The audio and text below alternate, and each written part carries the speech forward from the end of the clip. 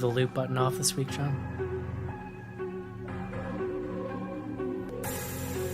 Oh, yeah, because it kept looping. Yeah.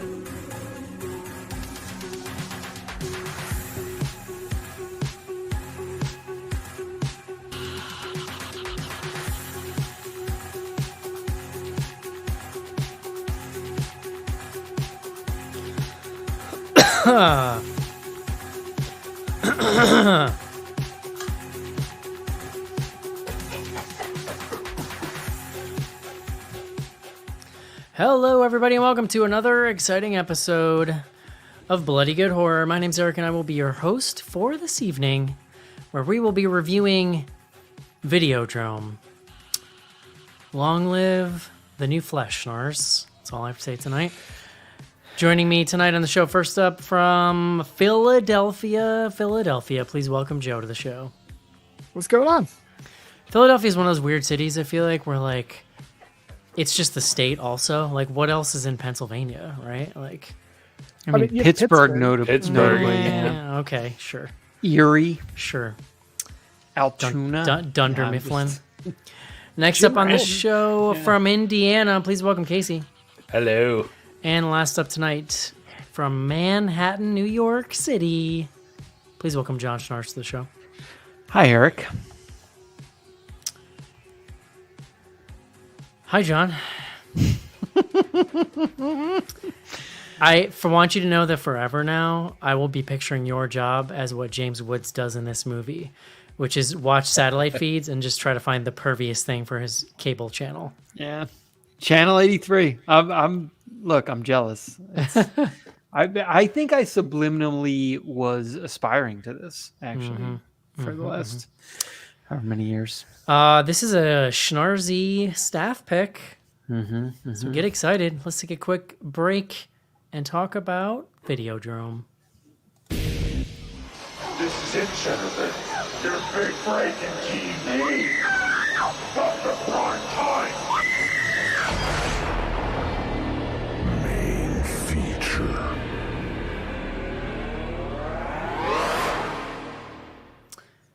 My main takeaway from this movie, John, Debbie Harry is a wonderful musician.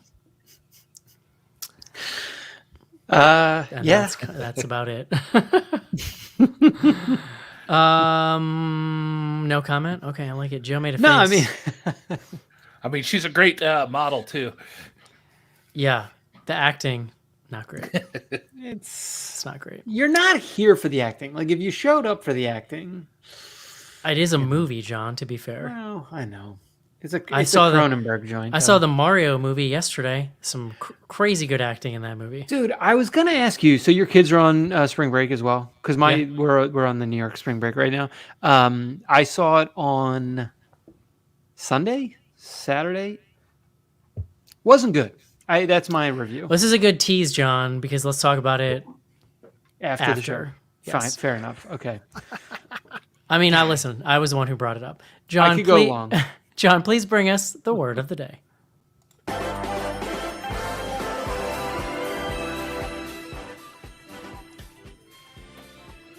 Eric, today's word is analog. That's A-N-A-L-O-G. Analog is relating to or using signals or information represented by a continuously variable physical quantity such as spatial position, voltage, etc. Of a clock or watch, showing the time by means of hands rather than display digits, not involving or relating to the use of computer technology as a contrast to digital. That first definition, very confusing. Also fitting for this film, I would argue, by virtue of being confusing, I should say. Comes to us from the Greek analogous, which means proportionate. I love it. Analog. Analogous. John, I'm gonna. I think that you're probably, of all of us, the one most likely to have a secretary. Although maybe Casey has one now. Could you have them start taping you, like videotaping you, your morning wake up call?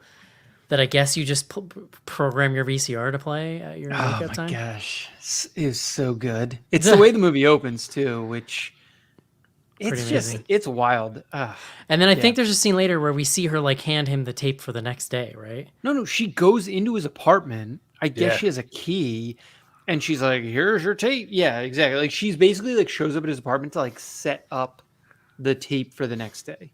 Yeah, I but love she it. also came in too because you didn't show up, so I'm coming to you. She's still Yeah. gonna show up wherever he's at. John, Yeah. why did you pick Videodrome and what's it about? So this is a movie I've been wanting to revisit for a long time. We just talked about Infinity Pool not so long ago. Joe, you were on that show? No, yes. I can't Haven't seen remember that who's one. on. Whew. I can't remember who's on any given show anymore. But so we've spent a little time with the Cronenberg Jr. Now we're returning to the father. And yeah, I don't know. Like this was a movie I'd seen it probably 15 to 20 years ago, and I was overdue for a rewatch. It's funny because a guy I work with, he and I had gotten into a conversation about Cronenberg, and it was like one of those where I was like, "You haven't seen these, those?" And he then watched Videodrome maybe 2 weeks ago, comes in, and he was just like, "Holy shit! I can't believe this movie. It's unbelievable." And I was like, yeah. And I was like, you know what? I probably should rewatch this. So then when the staff pick came up, it was sort of a natural transition point. Just quickly, I think, Joe, you're the only one who hadn't seen this previously. I believe so. mean, all I know is I haven't seen it. I don't know about the other guys. But Casey and Eric, you had at least you had watched this at some point. I had seen it one time in my probably early 20s. Yeah, I mean that's like similar for me. So just quickly, this is an interesting movie. Cronenberg has this period from 77 is Rabid, Shivers is 75. He then goes The Brood in 79, Scanners 81, Videodrome 83, and then Dead Zone also came out in 83. I mean, that is just like, whew. So yeah, I was really excited to revisit this. I was excited to have an excuse to revisit it. Just to set it up quickly, the main character here is Max Wren, played by James Woods. As Eric was joking about earlier, he is a television executive. I guess you would call him like a programming executive, who works for a UHF television station called Civic TV in Toronto. And he is like obsessed with finding sort of like the cutting edge of, I don't know, what is the cutting edge of like what people are interested in or like will tolerate? There's like a sensationalism to it, and like a titillation factor. And so he's like, we first meet him. He's having this meeting about acquiring a library of sort of 15 tapes that are, I don't know, like Japanese or Korean pornography, essentially. I think Japanese, because it was sort of like a geisha setup. And so he quickly, in collaboration with this guy who's like the tech / engineering guy at the station, they find this scrambled feed through a satellite. There's like this hilarious like satellite turning sequence that's fully 30 seconds of a satellite turning on this roof. They find the scrambled feed of what at first is sort of really aggressive sort of S&M in a dungeon setup, but then reveals itself to be what Max assumes to be a staged snuff film. He explores its origins. Other people believe it's a real snuff film. It's like and so the rest of the film is like that leads to, I mean, I'm like skipping a lot of things because like in any Cronenberg movie, that leads to like all kinds of random shit happening, but including him having a very sort of S&M tinged relationship with Debbie Harry, who is a local television news reporter, I believe. Sure. But he then starts to run down the origins of this because because he wants to acquire it to show on his Toronto television station. And that blows open like an even bigger conspiracy that is sort of happening under the surface. I'm going to leave it at that. Love it. Joe, what did you think as a first timer? So I actually just love this movie and was really surprised by it because it finally all kind of clicked as to like there's certain directors that there's their style and everything about them, like David Lynch in his abstract surrealism. With Cronenberg, I finally understood that instead of looking for answers, I'm just watching somebody ask question after question after question. And the way that he does it by looking at the advent of technology and its integration into human culture. I thought it was interesting because it kind of, some of the questions kind of mirrored what the censors and media had about his own work, which is consuming ultra violent, ultra sexual, ultra provocative media. Would that essentially corrupt the viewer? And I thought that was really interesting. I loved Rick Baker's special effects. Yeah, two very big thumbs up for me. Casey. Yeah, I'd seen this. Oddly enough, I think I saw this once back in my early 20s too, and the first time around, I didn't get it. I mean, I'll flat out tell you, it's. I mean, I was young and dumb, and it was weird, and I didn't know what to make of it. But watching it now, it kind of blew me away. It aged very well in its themes and the stuff they're talking about here. And it was kind of shocking on how well it aged, and it just made a whole lot more sense to me this time around, and I really dug it. I've got some weird theories on this with the recently announced Faces of Death remake that's coming. I'll get into that later, but I could see a lot of parallels here. The idea of, I mean, exactly what Joe was talking about, the idea of this videotape and the violence that is triggering these other things, part of this experiment and whatnot. It's just, I don't even know that I fully understand it. It's fascinating and love to watch it play out. Now, I won't argue this is a horror movie. I won't argue that it's not a horror movie or anything like that. For me, this almost seems like a dark sci-fi movie, which I think is fully intentional. But I mean, looking at it from a sci-fi angle and the way it splinters off and all the layers to what they're talking about here, I love it. No, I think that's totally fair. So it's funny because if you I was looking at the Wikipedia page just to like, there's so much plot nonsense that happens. I was like, I just got to make sure I remember exactly what was going on. Yeah.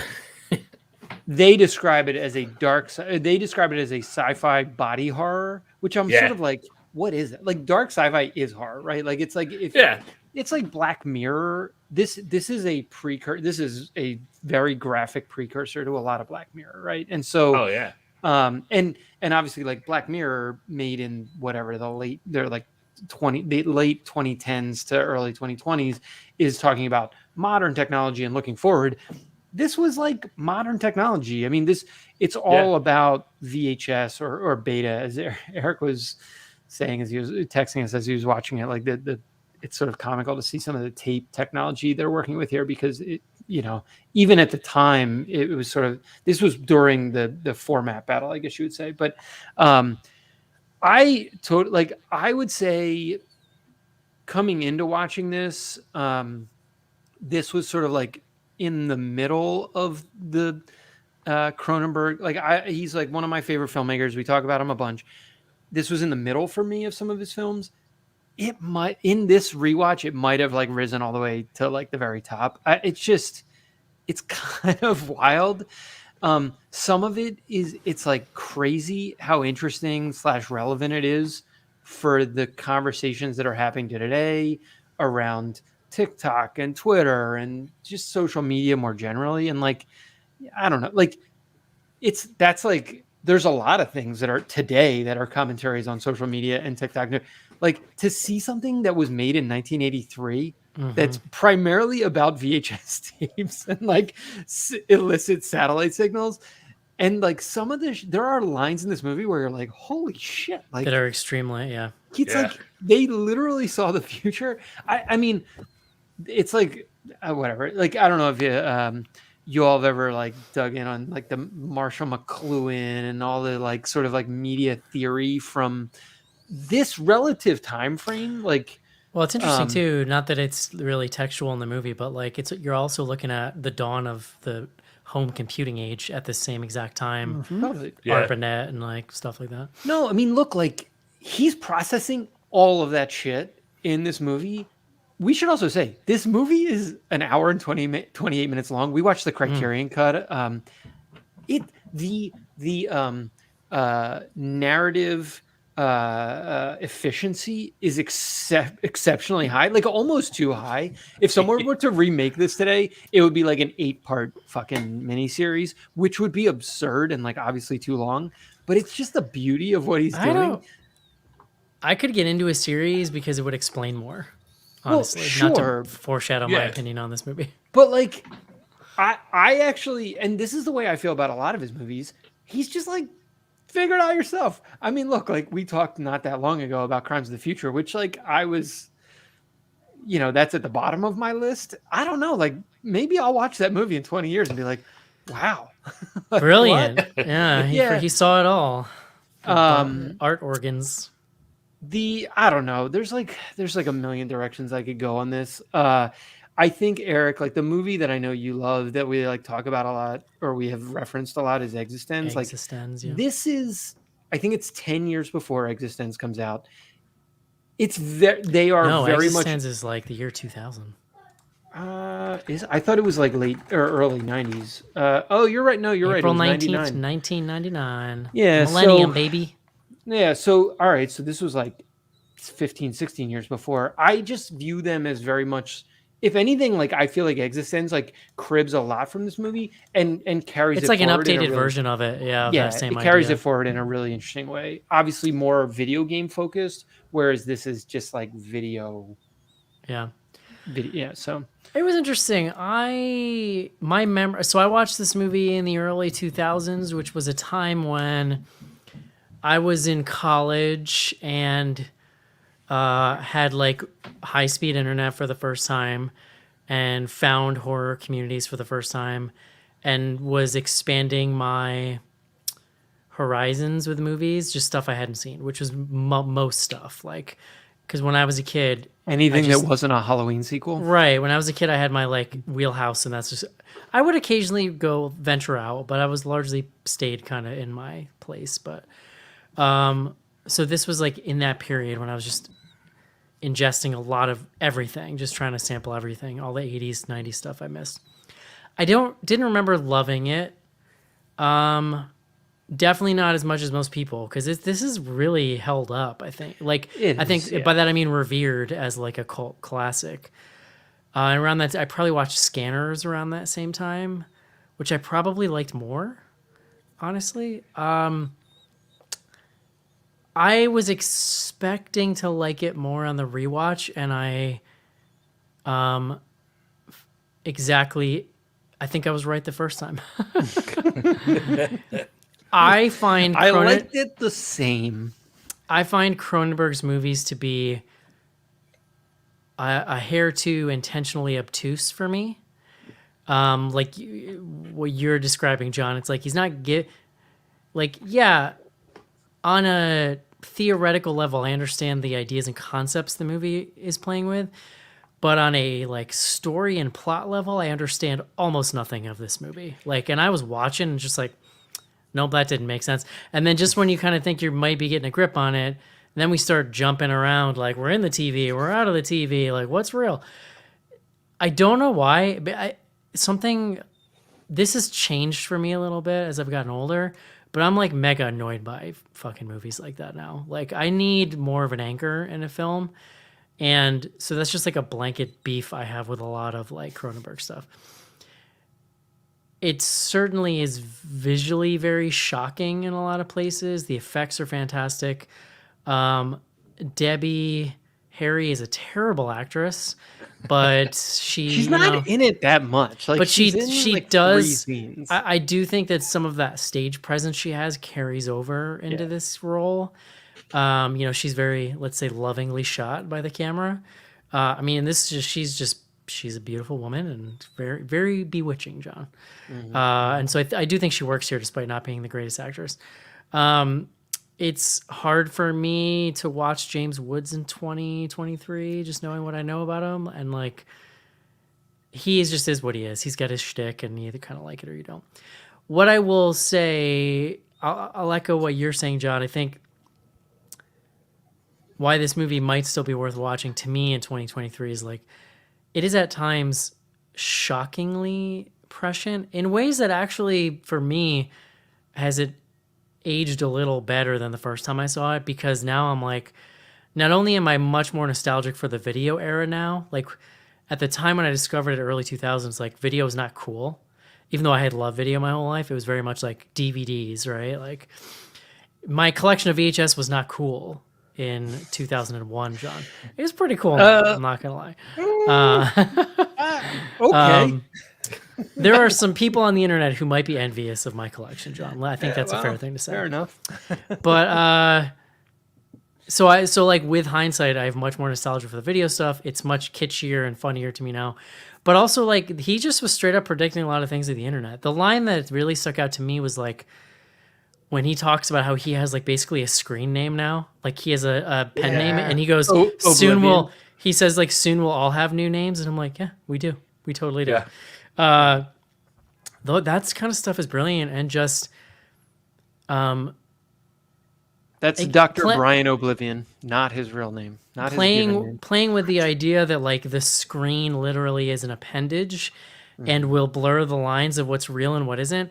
I mean, that's even, I think, prescient in ways that are still to be bore out when we look at like AI deepfake video technology. Like, I know we've joked about on the show, John. There are like text to video generators now, and it's pretty rudimentary, but it's like accelerating shockingly fast, like everything else. So like the idea that we cannot trust our eyes is a concept that we as a society are only beginning to learn the consequences of.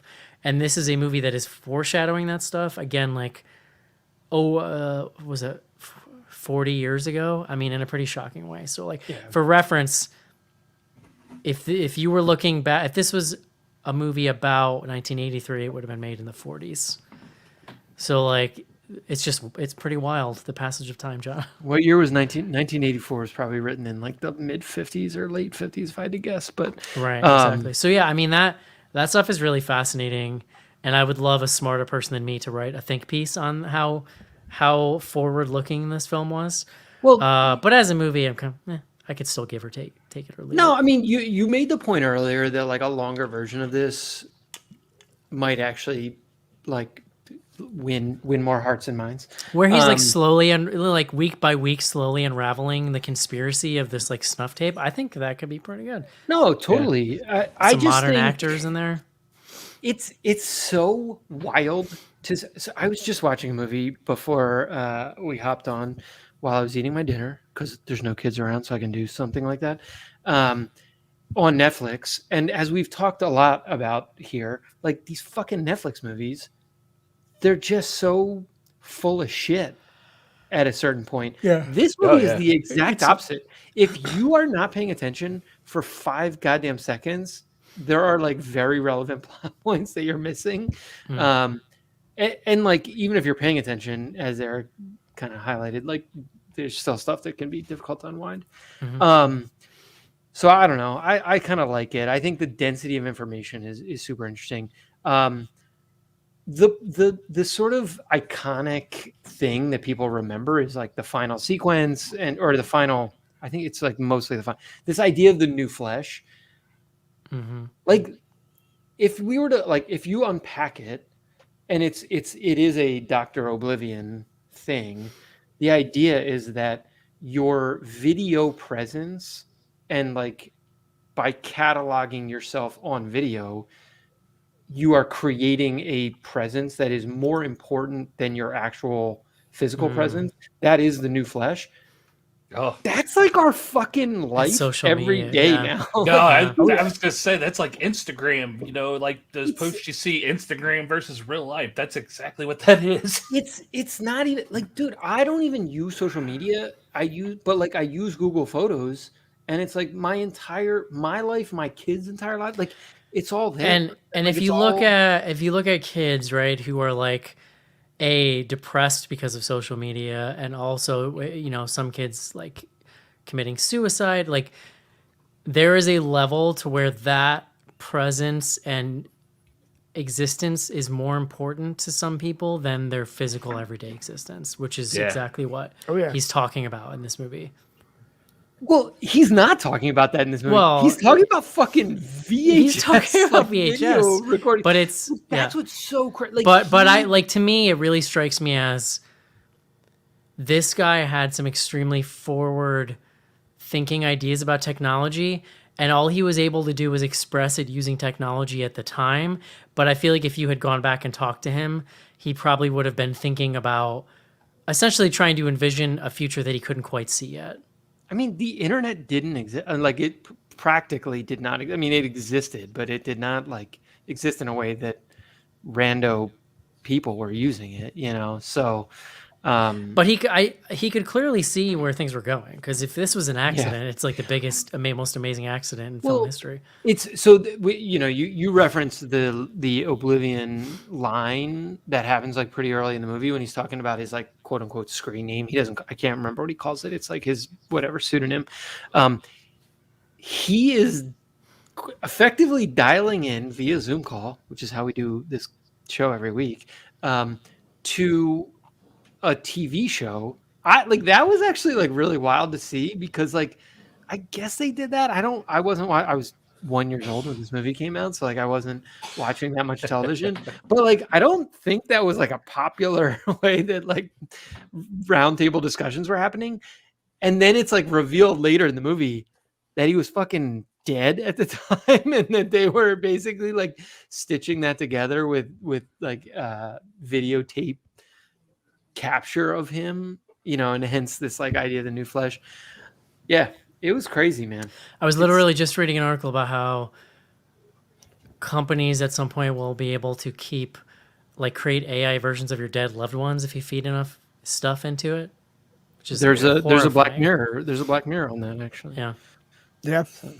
Well, there's a whole series on Amazon Upload that's like that. Yeah, I haven't seen that, but yeah, I've read about it. Yeah. What's your favorite scene there, Schnaps, or anybody? I mean, other people can go. I wanted to see if we could. We should talk favorite scenes, but like I do want to see if we can unpack the effectively like the binary at the heart of the end of the movie, or like the second half of the movie. Unpackage Schnars. Well, no. Do people want to talk about scenes first? I mean, the iconic scene from this movie is the hole in the stomach. I don't know what the new orifice that This dude loves Max like Wren. body interfaces, for Yeah. for a better term. So into that goes a gun. At multiple points, a videotape, I believe. Maybe not, I don't know if anything else. I love the sort of when the gun. I think it comes like the first time we see it, it like comes out, and his hand is now fused with it. It's basically like the gun has been like processed into his body cavity. Because we see it come into his hand, and then it grows all those cables and wires and stuff into his arm. Oh yeah. I forgot about. Okay. Yeah, I don't know. Other sequences people want to. Joe, you loved the sex dungeon. You were pro sex dungeon. I actually was very much pro sex dungeon. I bet you it smells amazing in there. I love when they're like they think the signal comes from Malaysia. That's where they're originally. They're like, well, it looks like this is from Malaysia, and then they're like, psych! It was being scrambled, and it's coming from Pittsburgh, Pennsylvania. A city that Eric didn't even deem relevant to be named in the state of Pennsylvania. Does not exist. Yeah. Pittsburgh. I mean, I guess when you're in Toronto, Pittsburgh seems fucking crazy. But, so, Yeah. yeah. That is where George Romero came from, John. Oh, maybe that's It was a there you reference. go. They were buddies, weren't Yeah, they? it's totally be. possible, plausible. Yeah, Savini was there, right? Wasn't that? Isn't it his like school Yeah. was there too? Still is. Is it? Yeah. Okay. Yeah. Joe's Yeah, a I mean, Pennsylvania tourism board director. Right. so all right, so let's try to like nail this down, and I'm gonna do what I can. Nail it, John. So it is revealed that the video from Malaysia, but actually Pittsburgh, is part of an experiment done by a technology company. The experiment is itself called Videodrome, and the idea is that through video signals, they're basically doing mind control-ish stuff, and they are experimenting on Max because they know he's someone who is like always out looking for these like rando signals, and so he's sort of like an easy entry point. And critically, he's someone that once they can control him, they can use him to distribute the signal via his channel in Toronto, which is like a secondary sort of like test to then roll out more broadly. Because this signal, and I think this is another one of these like relevant things, like is being produced by like a regular ass company. It's not like there's some like they're called like Spectacular Optical or something like that. Really funny title. They're like a glasses company. They're the like lens crafters of 1983. But the other thing they're doing is this like mind control, again, optical technology. And so like the bad guy here, I'm gonna get the actor's name quickly. He is, because he's kind of hilarious. He's like the Pat Sajak of Canada. Is it Peter Dvorsky? Is that the right guy? No, Well, that's Harlan. So Yeah, that that's was like Harlan. the inside man. yeah. You're talking about Leslie Carlson. Leslie Carlson, exactly. Yeah, he plays Barry Convex. It's like, all right, maybe a names in little this on the movie are nose great. with the convex, but all right. So you got Barry Convex. He runs the optical. The thing that I got a little tripped up on is there's this woman who's she's finding these snuff films or whatever. She's finding the like crazy edgy stuff that they want to run on Civic Masha. TV channel 83. Yes. She points to Barry Oblivion and is like, actually, that signal looks like it's coming from Barry Oblivion, who's running this homeless shelter / religious church. It's a church, but it's not obviously Christian necessarily. That's where this idea of the new flesh comes from. And their whole thing is these people are homeless or disadvantaged because they don't have access to screens. And so they're not able to like participate in like modern civic existence, I think. And so they're basically it's like basically a homeless shelter with all these TVs in cubicles, right? Like, okay, so at first she points to Barry Oblivion and is like, that's where the signal's coming from. He thinks it's coming. So he's like running down that. Barry Oblivion has this daughter, whatever. She's the one who's keeping him alive through the new flesh, through his like videotapes. Convex is like the really nasty, like he's like the bad guy who's like gonna like mind control the entire world. And basically, while our main character Max is mind controlled, he's a little bit of an anti-hero because at no point do you think he's like a good guy because he's trying to do all this like illicit videotape nonsense. He's getting mind controlled by the Spectacular Optical people, but then the Oblivion contingent convinces him that they need to like turn this technology to like unleash this idea of the new flesh on everyone. Fucking reprogram him with a like it's amazing. Okay. Oh, So that to you all is what's happening here. So a couple questions I had. Now the girl was the girl that he ran into that started telling him James Woods or Max more what's going on was Oblivion's daughter, right? Yes. But Correct. Bianca. she was telling him that he got. I took it as she was telling him he got infected by accident because he happened to pick up that pirate signal and it rubbed off on him, so they weren't expecting. And then Spectacular Optics got excited because he had progressed in the experiment farther than any of their other subjects, right? No, but No. the transmission was intentionally shown to him. It By wasn't real. Harlan. That wasn't real. That's explained towards the end. Okay. Like in other words, that guy that he worked with was a plant. I do that. Yeah, and like this, so he was intentionally exposed to it. It was like a multi-year conspiratorial Right. plan that he was like critical on being their like vector Yeah. for propagating this cancer-causing mind control signal. So if we can pull this into the modern day, because again, I think it's actually like it's a really interesting. The spectacular optical people are the centralized. If I can use social media, like let's just use social media as the like corollary for what they're talking about with video. It's the centralized. It's the Metas. It's the Twitters. It's I don't know, Snapchat, whatever. Like there's like others, and then Oblivion is like no, that stuff all matters, but it needs to be of and by the. It's the he's like the decent. He's the arguer. He's arguing for this idea of like decentralized, like everyone has access to this technology and To put the it new in modern terms, he's more open source. Yeah.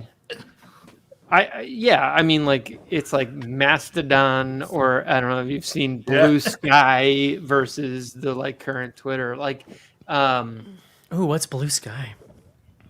that's Should we what's join his this? name? It's what the hell's the asshole who founded Twitter and was like the CEO for a while, and I'm forgetting his name. Jack Dorsey? Yes, he just released basically like a Twitter clone that is Oh, a damn. decentralized Twitter. And it apparently I haven't not looked at it personally, but I read about it. And it looks and feels exactly like Twitter. That's what they call the meth in Breaking Bad. That's pretty funny. Oh, really? Blue Sky? Yeah. Oh, hilarious. Yeah, I don't know. I mean, look, like Oh, how did I miss this whole story? That's crazy. that's why I'm here, Eric, to explain the internet to you. That's shocking, right? Usually it's the other way around.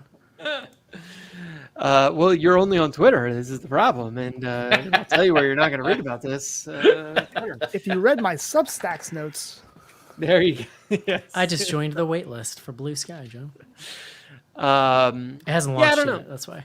I just like I think like look, like we're obviously applying this technology, this framework that this film puts forward to like our present. I feel like at any point in a given technology life cycle, you could probably watch this movie and be like, "Oh my god, this is applying to like this thing that we're living right now." And so I do think the genius of Cronenberg is like he identifies through this video format and sort of transition to individual or like personal use of technology that was going on. He identified something that's like more generalizable about technology and technological change. Well, it's beyond that too, because like the thing that I keyed in on was how they when Convex brought James or Max in and then was put the helmet on him and stuff and was explaining to him about the Videodrome and the experiment and stuff, and he mentioned that they found that scenes of extreme violence really help kick off the hallucinations and whatnot. And that feels like a prediction too, just because we're so bombarded by violence and everything these days. Well, so it's funny to me because the thing that I remembered about this movie was that this point about violence and like Max seeking out more violent and edgy content. And like you're not wrong. Like that was like another debate that was happening probably Right. in the 80s and like is happening today to a certain extent. I mean I would say it's happening less today than it has been. And like to me that's the like titillation that actually almost distracts from the this sort of like bigger, more, I don't know, metaphysical technology and civilization conversation. But like, it's still relevant, and it is wild, like the way that they frame this. Like, there's this like UHF station that was trying to show like snuff films, basically. So I don't know why, but just while you were talking and thinking about the imagery and stuff that's going on with the TV sets and stuff, I really want to know what David Cronenberg thought of Skinamarink. Yes, please. no, it does not require or argue for any more. I'd rather hear like David Lynch's review of it, if you're ever familiar with his Twitter presence at all. David Lynch, I don't know if he still does it, but for a while he was giving daily weather updates. I'm waiting for him to get on the Blue Sky, so then I'll check it. The best source of information. He looks out of his window and is like, "It's sunny." Any other scenes you guys wanted to mention? Or did we cover it, you think? I mean, personally, I loved how Cronenberg shot that initial sex scene with Nikki Brand, another name way too on the mark, as you see like her cutting on her neck and then she burns herself with the cigarette. But when that starts to blur the line between hallucination and not, but the way that he focused, like he could have easily like sexed that thing up even more, but focusing on like the neck and the mouth and all this and these organic parts that would eventually evolve throughout the movie, but you had no idea. I thought was really, really well done. The sex scene with Debbie Harry is so like confounding to me because it's like they've just met, and then we just cut to they're just naked in the living room. She's like, "Cut me," and he's like, "Cool." I'm like, can I have some kind of transition here? Like, what is going on? Though there was still some moments where Max, whose job is finding weirdo shit to put on TV, and watches all this stuff, and she was going too far for him and making him uncomfortable too. He's like, "Whoa, that's like too much." No, 100%. Like, she has these scars on her, and he sees them and is clearly taken aback. Like, for him, look, I think it's important that he is asserting that these Malaysian / Pittsburgh things are fake snuff films. Like, he's like, these are great production value. Like, he keeps talking about how they're so well put together all the way through like most of the film. Like, for him, it's all production. It's production. And that's, I think, in contrast to Oblivion, who is all about capturing reality. It's like, again, that democratization of technology. Like, democratization of the technology also reduces the like sort of, I don't know, like ability to do that next level production stuff. I don't know. There's like a little bit of a dichotomy that's going on there as well throughout the movie. Like, Eric, to me, the like them jumping into that sex scene, that's like efficiency of storytelling. Like, I don't need to see them have dinner. A lot of those things, dinner, like they're gonna have, but like a lot of those things compounded on top of each other is what eventually loses me from these movies, because then I feel like I can't follow anything that's happening at some point. It's disorienting because you're like, wait a second, like hold on. And some of that, I don't know, like I will, you all can disagree with me, I chalk it up to a little bit of like narrative structure. Like, we've been conditioned to expect certain things in film. Like, I don't know, like I think if you watched a bunch of shit from the 80s in different genres, you might be like, oh yeah, like sometimes they did shit like that. I mean, I'll say straight up too, I think I just don't like body horror. It makes me uncomfortable in a way that I am not intrigued by. Like, not uncomfortable in a like, ooh, let's explore that. It's like when orifices are open in this movie and we're sticking things, I'm not watching. I mean, I'm straight up just like averting my eyes. I don't need to see this. I already watched this once in my life. I'm all set. So, you prude. I've turned it into one, I'm telling you. Well, Schnars, real quick to your point, I think one of the reasons you see Max in like essentially trying to assert that it's production value it's his denial coming forth, because I don't think he was necessarily looking for things just for work. I think he was either subconsciously or like self-exploring his own personal desires, which came out more and more. And Nikki ended up being like kind of a catalyst to allow him like to get straight up like freaky and weird. Or he was starting to realize that he actually had a real fondness for that stuff and was trying to fight off the guilt, kind of in the same vein where that, you know, like when he was showing he was uncomfortable when Nikki was burning himself, he's kind of fighting himself. I was like, ooh. Look, like I agree. Like I don't disagree. Like those are, but yeah, like and the way that Nikki see, like it again, it just like plows right into the sexual piece of it, because like at the end of the day, she is a vector for him to explore like what's going on. Like, I mean, look, their relationship is not like built on like deep characterization, you know. It's sort of like it's based on like very specific ideas that Cronenberg wants to dig into. And like, look, I think it's a fair criticism of Cronenberg that like he cares more about the ideas that the characters are sort of there to work through. And I can't, Joe, maybe you said like he cares more about the questions that the characters are like there to ask than the characters themselves as absolutely characters narratively or literarily or whatever, however you want to frame it. So yeah. Do you think you'd be able to pierce somebody? I think so. Nice. Yeah. And the ear, look, like that was by today's standards. That needle like, was not sanitary. I'll tell you that much.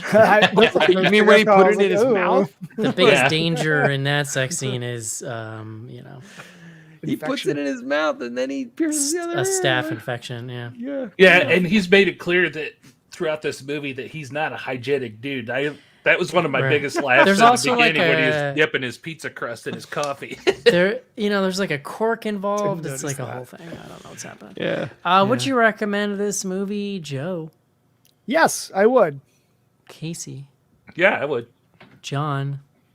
100% yes. Fine, I guess. Yes. Does not do it for me. You son of a bitch. I don't think I like David Cronenberg, John. I think I've decided. You're okay. No, it's not. Your years-long effort to sway me has actually backfired. How do you feel? We're gonna watch Existence again soon. We'll do that together. Cool. Yeah, I'll probably hate that too. Just get it done and watch Crash. Cover it for the show. I mean, I've never watched Crash. I do. So I own Joe Bob's. I guess it probably wasn't his first. The book he wrote around turn of the century. It was like where he took 12 like infamous movies and wrote like kind of histories on them, and one of them was Crash. So I've read that and it was pretty interesting, but I've never seen Crash. It's a wild movie. It was amazing. That's my favorite Cronenberg. Profoundly Disturbing was the name of that Joe Bob book. It's good. Nice. All right. It's going to do it for Videodrome. Let's take a quick break and do some fan mail.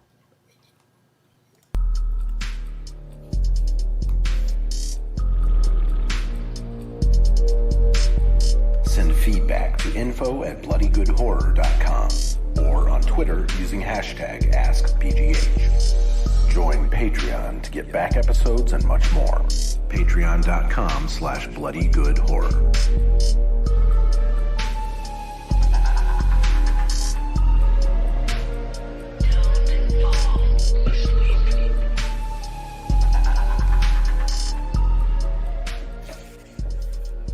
John. Yeah. I thought the Mario movie was fine. I wouldn't say it was good, but I thought it was fine. What's the beef? Give me the beef. So I was describing it to someone today earlier. Have you seen the Minion movies? Like I think I've seen most of the god awful and impossible to sit through. So I'm like fine with them. I can't tell you one fucking plot point from any of those movies, and I feel the same way about the Mario movie. Like Yeah, I don't know. It's just sort of like it washed over me, and then I Yeah. was like, did I watch that? Yeah, dude, if I'm taking my kid to the theater, that's like best case scenario, I feel like. No, like my kids loved it. I was happy they loved it. I was not offended at any point. If anything, I was almost like it was too much fan service. There was like a level of fan service going on that I was like, all right, fine. No, see, I love that. See, the way I described it was to someone else was it is exactly an average kids movie with just a bunch of added nostalgia. Like, Yeah, totally. In fact, I was actually sort The of Easter eggs were decent too. I was almost taken aback by because they added in just a ton of little musical motifs. Sometimes it was like 3-4 notes. The way that massaged my brain, John, I was like, man, nostalgia is a dangerous drug because like, but I could have used more of it. I feel like I could have used a like cranked up 10 notches fan service movie. Honestly, I agree. Well, I would have taken a lot of more in a lot of different directions. I would have been fine with. I guess like ultimately it was probably too much expectations. Like I thought the trailers were good, and I was like pretty excited for it. And I went in and I was like expecting it to be like an actually good movie, and I think it was like a fine kids movie. Like it was like a fun family theater experience, but like not a movie that I like give a shit about what happened at the end of the day.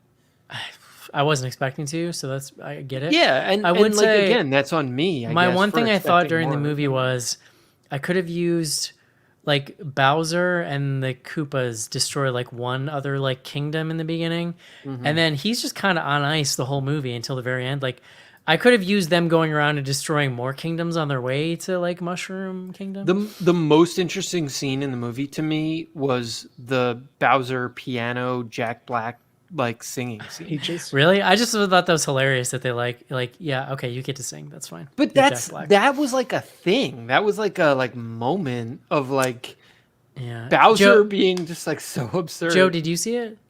No, my kids saw it before I got met up with them at the beach over the weekend. So it was on Friday. They saw it.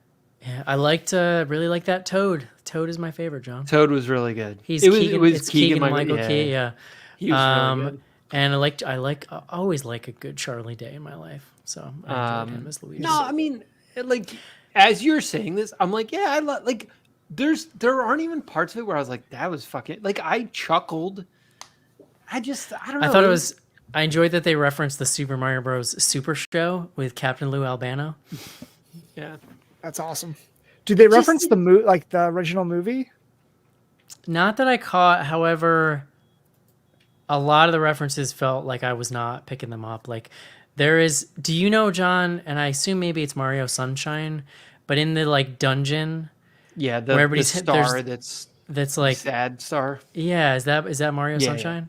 I 'Cause think, never played that game. I think it's Mario Galaxy actually. It's kind of the best character in the movie. Yeah, Like, totally. I love that. But I don't remember the star. Like I think it's Mario Galaxy. I don't remember the star being negative in the game. Being like like I don't Nietzsche, remember it being basically.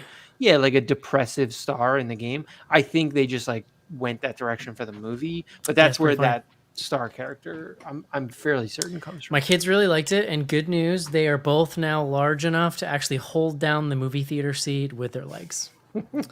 Nice. Like we went to a movie last summer, and they literally had to sit with their butts right on the edge of the seat because if they went back too far, it would go like that, like sandwich them.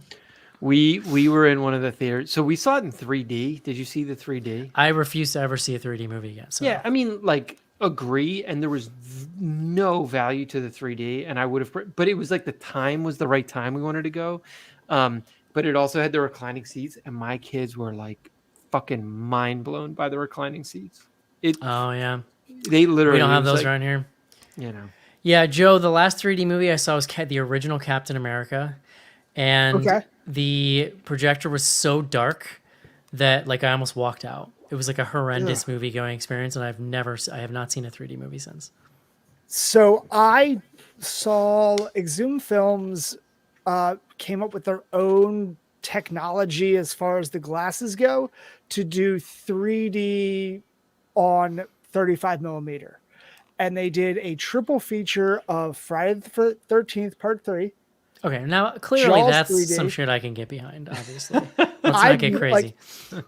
I was not like, that movie was always mad to me. I was blown the fuck away. I was like, holy shit. That was like one of my Which like, one? They took this to the third dimension? Which are you talking about, Jaws or the Friday? Friday. Mm-hmm. They also did Amityville guys. 3D. Nice. So Now it that was- I could get it was a lot into. of fun. Yeah. Yeah. Eric's like, I'll never see another 3D movie unless it's one from the 80s. And then I'll definitely go. Yeah. That's called history, John. Look it up. Yeah, fair enough. All right. You know what else I is don't know. going Look, on? people get, look, guess what? Everyone who wanted to see that Mario Brothers movie saw the fucking Mario Brothers movie. I feel like because it did just destroy every record. It's kind of insane they waited this long to try this again. Like, it's crazy. Totally agree. Clearly, Well, there's now going the to be question is- more. Yeah, well, they Oh, yeah. dude, there's so many. Like, there's no I was- Yoshi. There was like one. There's like Yeah, they, Yoshi's like walk the by- only thing they left out. Like, they literally hit like there's an extended Mario Kart sequence. There's an extended Smash Bros sequence. There's like Donkey Kong. Yeah. I No, hated. there's a million directions. They can I go did with it. not like Fred Armisen as Cranky Kong. Oh, my kids loved Cranky. I don't think I like Fred Armisen. Loved. I don't know. How do you not like? All right, that's all. We can take that up separately. But Fred Armisen is just a delight. I think I he actually thinks- agree with you. Like Fred Armisen, in Cranky Kong, rather, I just did not. I think Fred Armisen thinks he's funnier than he is. I'm with you there. Thank you. Oh, man, peak Fred. There's some very good. Sure, Fred old Armisen. school SNL. Sure, Yeah. I'll give you that. Old school, 15 years ago. It's weird to hear that. All right, Casey, Yes. tell me about your new episode with Whitney. Yes, I sat down and did a How Do You Horror with Whitney, and we had a great conversation despite me making her watch Six String Samurai, which is, one of my favorite darky movies. I literally It's the remember fourth person you've gotten to watch that movie, at least on Oh. record. Yeah. So we had a good time. She came up with an excellent set of trivia questions at the end of her show. I was surprised. I was very nervous. I think I got Eric. I think we tied. We're like 5-5. She told me. I don't remember. It's been. it a was while. the most impossible quiz I've ever taken. It was pretty hard. Yeah. She had some good ones in there. It's awesome. So you can find that episode on our Patreon RSS audio feed. It's like any other podcast feed. You just have to enter the link into your podcatcher and it'll come up. We discovered, John, in our survey that some people don't know what that is. Well, there's a lot of folks who are not patrons who are just like, yeah, I don't know what that is, obviously. And then there's a handful of patrons that didn't know what it is, and we're here to tell you it's something you should check out. I feel like we should do, like, we can surface. Patreon has some content that we can probably surface to our patrons that further highlights how they can get access to that feed and some of this awesome content that as Casey is describing. Is the survey still going or no? We cut it off. All right. Survey is done. But thank you to all of the respondents. Yes. It's been cool. And so we're looking at it. I went through it very quickly the other day, but we're gonna dig in and we'll circle back. That's business talk, but we'll circle back for y'all and let you know where we're at. I do like to circle back. Mm-hmm. All right. No email. What's on Twitter? All right, we got a couple tweets out there this week. Let's see here. We'll start out with the Well-Adjusted Horror Podcast at Well Horror. What are your thoughts on Guillermo del Toro's potential Frankenstein, starring Mia Goth, Andrew Garfield, and Oscar Isaac? Wow, is that the cast? Good lord. Yeah, I could give a shit about Frankenstein, but that cast could get me to watch probably anything. So you put Oscar Isaac and Mia Goth together on screen, and you might burn the house down. Like that's a lot of that's a lot of heat. John, Del Toro still has not steered me wrong. Period. Yeah. Like I have not yeah. watched a Del Toro related, and I mean that think- both as a director and a producer. I think I'm honestly. mostly annoyed that he seems to be one of these people that will endlessly announce projects and very rarely actually put out a movie. Well, that's what I was gonna say. How many of these stories do we hear that's like he's working on this, he's doing that? Like, all right, He was supposed to do Monster, the manga adaptation. like just tell me when the next Del Toro thing is out. Into Give the me a House of 1 Madness. week. Give me a Into 1 the week Mouth of heads Madness. up. Mountains of Madness. No, that's what I was gonna say. I'm a huge Frankenstein nerd. I love Frankenstein, and the idea of Oscar Isaac's got to be playing Dr. Frankenstein. That would be my. I think that's amazing. But yeah, Sexy it's Guillermo Frankenstein. del Toro. Once I hear that they've actually started shooting, I'll get excited. Fair enough. All right. Next up, we have at Lovely Dead Adam. If you had to turn one part of your body into a goopy flesh VCR, where would it be? Oh God, that was the worst. I really hate it, and they show it a lot too. Yeah. No, it gets a lot of play. I'm gonna go. At least in Existenz, the little ports are just like little teeny buttholes on your back. I was gonna go like side, like you're like above your hip, like below your rib cage situation. I feel Man. like it's not quite as prominent There's as no like, great the belly place for button. No, it's all terrible. Someone's ramming a VHS into your body, hole. Like it's all bad. So I don't know. I've got kidney stone problems, fairly regularly. So anywhere in that area, I'm already used to the pain. Go for it. I'm gonna go right where you would get a tramp stamp. This way, like the port could get kind of confused. Like, wait a minute, which one am I putting in here? with Well, your then tramp stamp, you mean? That way you have built-in fan exhaust for your VCR, right? That's true. Yeah, right. Be kind, rewind. All right, next up we have a longtime listener at Schnecky91. First, I really hope you took all those werewolf TV series comments as the joke they were meant to be. Just some friendly badgering there. Not a problem, Schnecky. We know. I mean, even a joke can fire me up. It just depends on the day. Yeah. Yeah. It's all good. And second, finally watched Spine of Night. Might have to start questioning the judgment of some of you. Way too many animated penises. Oh wow. Oh, perfect amount of animated penises. I'm sorry. Yeah. I haven't Sorry, seen you it, don't but like I'll say fun. not enough animated. pieces. Joe. Oh man, Joe, you got to put it on the list. It's very good. Yeah, I think you like Well, Joe. It's you're gonna love the amount of animated penises I've. That's really all I need. Yeah. All right, at Well Horror is got us another question here, and this is a multiple choice question. So, Oh God. in order to prepare for Renfield, which Nick Cage movie would you watch? A. Vampire's Kiss. B. Bringing Out the Dead. C. Color Out of Space. D. Mandy. Or E. The right answer. All of the above. I don't really want to watch C or D again as much as I enjoyed both of them. I haven't seen Vampire's Kiss in a long time.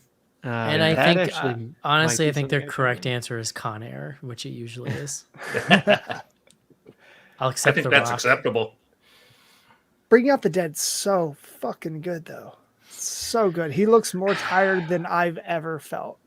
I saw this really amazing thing on Twitter. I wish I remember the name of the movie, but there's some movie, I think from the late 80s, early 90s, that Nicolas Cage makes this really bizarre cameo in, where this couple they're stranded in the side of the road, their car's broken down. He drives into frame in this like vintage car with an enormous, ridiculous prosthetic nose on, doing a weird voice, and he's on screen for like 90 seconds and disappears. And the story was circulating on Twitter last week or the week before, because apparently the anecdote was that this guy wanted him in the movie, and he was like, okay, but only if I can wear this nose and do this voice and do exactly what I want to do. Like, you can't tell me what to do. And Yeah. apparently the guy agreed, and that was how this whole thing came to be. It's pretty. It's never on glorious. Tuesday. What's it called? It's Never on Tuesday. It's a Interesting. made-for-TV movie. From 1989. You got to see the scene, because what's amazing is like the characters don't break. Like they're just having a normal movie, and here comes Nick Cage in this nose, breezes in and out, and they don't even address it. They're like, huh, okay. And then they just like move on with what they were doing. Yeah, they watch him drive off in the sunset. It's hilarious. Anyway, good for Nick All Cage. right. This last one comes from @Skizbot. Now, really, this is a question for me, and if I had the capability, I'd start playing some Sarah McLachlan music here. But does Casey ever feel left out over Eric's unrequited love affair with John? But no, I'm usually pretty good. Eric and I have our own snuggles from time to time. That's true. There you go. Yeah. Behind the scenes, you don't know what that action looks like, guys. Yeah, Eric and I like Nor to do keep you our want love to. quiet. Our love, Casey and my, it's platonic. Not so much with Schnars. Yeah, we don't need to get into it. Fair enough. We'll leave that. We'll leave that where it is. And that's it for Twitter, Eric. What's on Instagram? All right. Instagram still around. Weekly check-in. What's your personal rule on when it's time to turn the AC on at home? Temperature or month? People are just stubborn assholes. Like, it's got to be a temperature thing. Yeah. They exist, though, sometimes John. Sometimes it's warmer than other times. No, well, so I'm actually probably going to sleep with it on tonight because it's going to be in the like mid 50s. So I'm probably going to put the AC on. We run our AC all through the winter because we have this fucked up radiator system That you here. can't do anything with and just Yeah. puts out heat all the yeah. time. It's so like if we didn't, it would be 85 degrees in our apartment throughout the winter. That's amazing. So are you paying for AC and heat at the same time? No, you don't pay for heat. The heat you don't pay for. Wild. Okay, that's interesting. Yeah, so we're basically like paying for the AC throughout the winter. What generates that heat? Is it like a boiler or some shit? Yeah. Yeah. And you don't have to pay for the hot water. So, but like right now is actually the best time of year because you don't have to run the AC and they've turned the boiler off. So like, or not, they haven't turned the boiler off. They turned the radiators off. Yeah. So, so like it gets into the like 60s at night.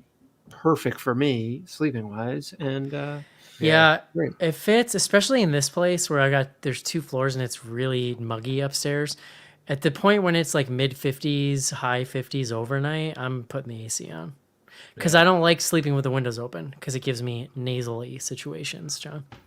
We just keep it like a constant, like 67 year round. And sometimes if you have to turn the air on in the winter to adjust, we do. I also, my neighborhood gets weirdly loud at night. There's a lot of dogs. Like when my kids are here, I don't want them to wake up.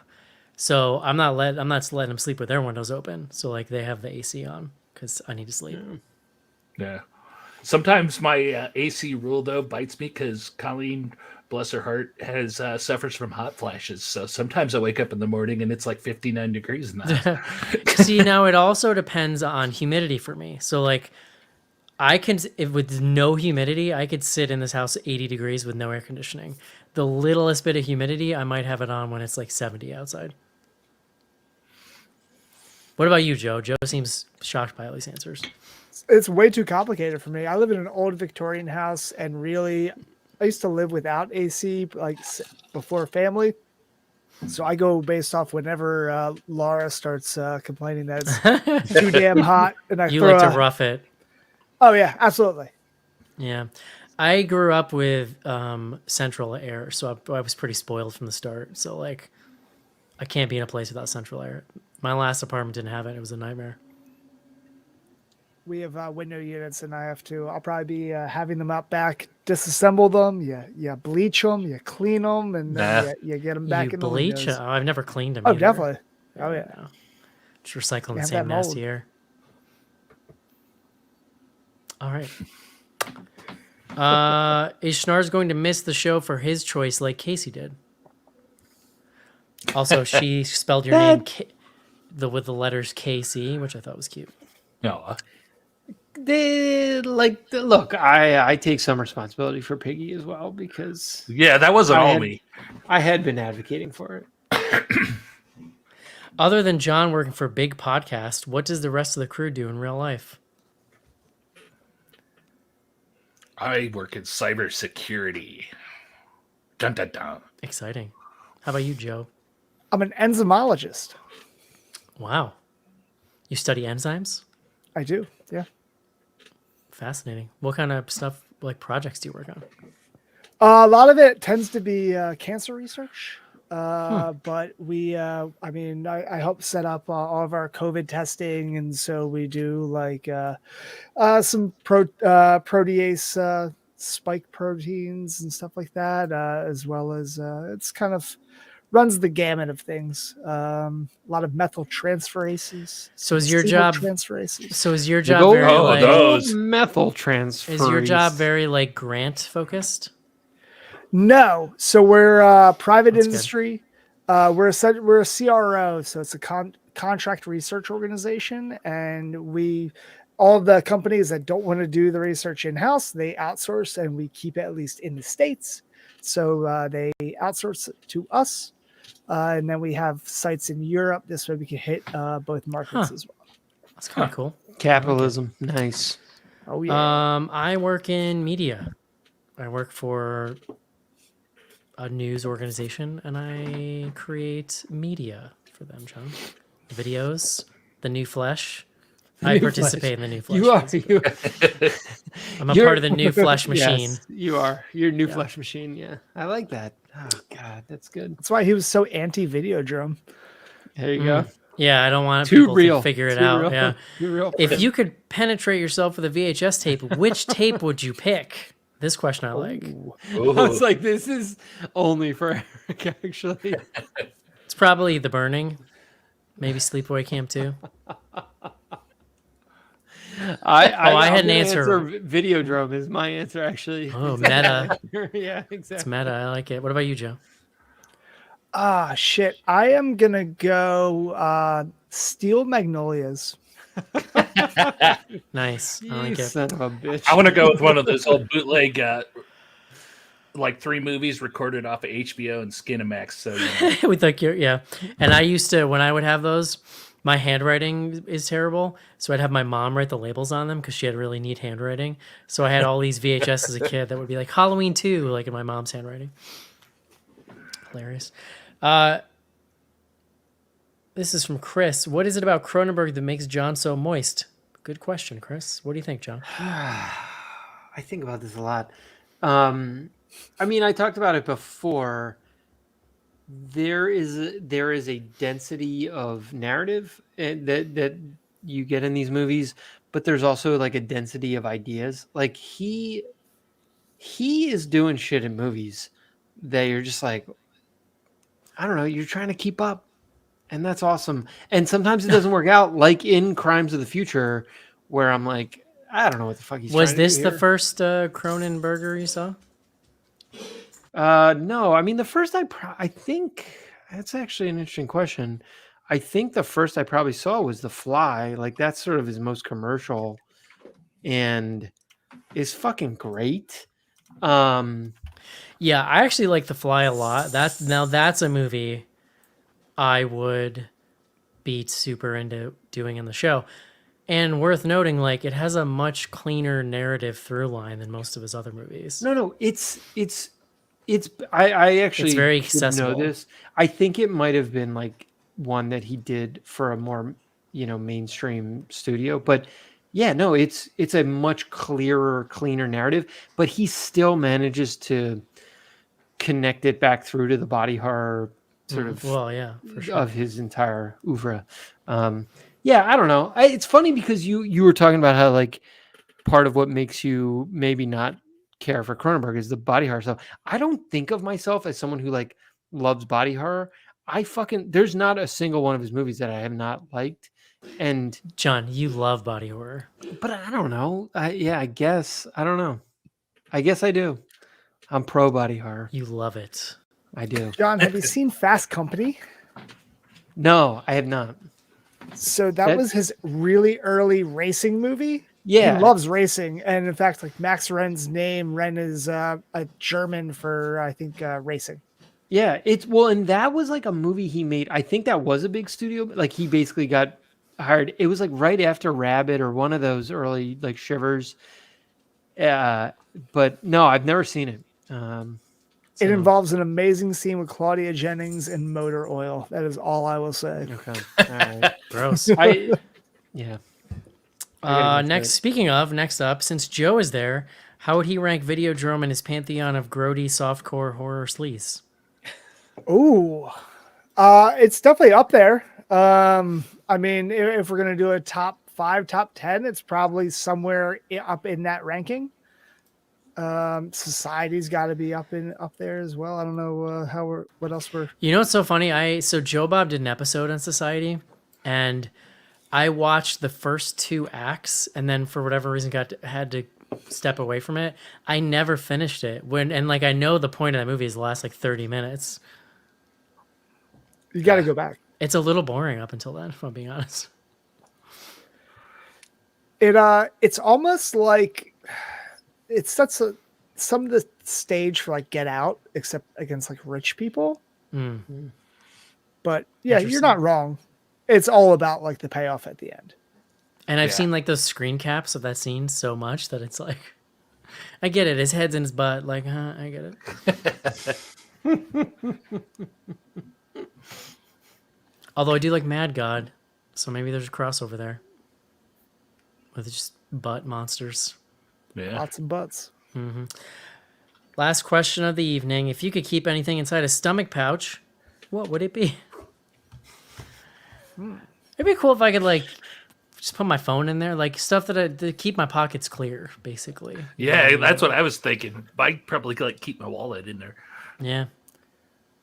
No When one's my stealing kids were that. babies, if I could use it as like a papoose. Ah, There you go. that's not bad. I like that. It's working for the marsupials, right? They got something going on there. It's true. Maybe a small chihuahua. Yeah. I think, yeah, right? Like it's sort of like a super pocket. So it's like, what's your most valuable thing that you put in a pocket? Very secure because no one's reaching in there. I feel like my phone's filthy and that would make me not want to put it in there, Your but stomach, John, has acids in it, so you'll be fine. It just dawned on me, them asking the 4 of us, you guys would show up and pull out like a comb and maybe a wallet and a cell phone, where I'd be the one in the comedy movie that keeps pulling guns out and stuff. You know, here's my TV remote and a book. And You could keep snacks in there, oh, yeah. you know? That's I awful won't- big I'll middle. probably have It's weed. awful big middleman involved for snacks, though. That's true. Next week, John, I think we're doing Renfield. Ranfield. So I now have to figure out how I'm getting to the theater or when I'm I am getting to the theater. excited. but It feels like we should do it. Oh, I mean, totally agree. And look, we're back in the theaters. Theaters are open for business, man. Yeah. Did you see those Mario numbers? Crazy. I didn't. What's the you number? I mean, it set the I can't remember. It was like 375 globally. It set the record for opening domestic and global for an Oh, they're animated probably movie. shitting themselves with joy over there in Nintendo headquarters. Yeah, dude, Miyamoto just like boop, boop, boop, boop, boop, boop. Yeah. Yeah. That's the thing with Nintendo, too. I mean, that's just pure profit for them. Mm-hmm. Variety put out a study. Apparently, if you release a movie for a limited time in a theater first and then out in the digital market, you make more money. Go fucking figure. Who would have guessed? Quiet Joe. Who would have guessed? Yeah, Renfield. The trailer looks crazy. I don't know what to make of this fucking movie. So I guess I don't think I'm going to like it, but I'm curious. Maybe that'll work in my favor. I think I'm going to be giddy. The reviews, I've only seen like headlines. It's apparently really fucking gory, which like you do see in the red light. Time and time again, the last 5 to 10 years have proven something to me, which is that Nick Cage can 100% get me in the seat. It is not guaranteed I'm going to like it just because he's in there doing his shtick. Like, Eric, it's Nick still Cage got to hasn't be a made good movie. theatrical film in No, whatever. A 10 theoretical seat, John. Yeah, My okay. point is that there are a lot of people who like that's all it takes is Nick Cage, but I'm not one of them, John. You still got to I win. love what's his name, Nicholas Holt, I believe. Yeah. Pro Nicholas Holt. Yeah, baby James Marsden. Aquafina. I like this Aquafina, too. Yeah, I think I can be pro Aquafina, and there's been less good, but Joe, don't you think he looks like baby James Marsden? I've never thought about Like a that, Muppet but Babies version of him? Yeah, like I could see it. They should play brothers if it hasn't happened yet. Yeah, they should. That's honest to God, I'm worried you're on drugs right now. So, that's fine. I'm gonna Baby James Marsden is all. we'll take that offline. Renfield. next week. Get excited. Check us out, patreon.com/bloodygoodhorror. Joe, where can people find you when you're not here? Find me on Twitter, and I am I'm the host and one of the co-hosts of Films at First Sight and No Film Left Behind, wherever you get your podcasts. Love it.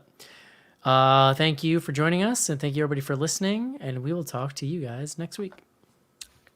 See you. Adios. Bye-bye.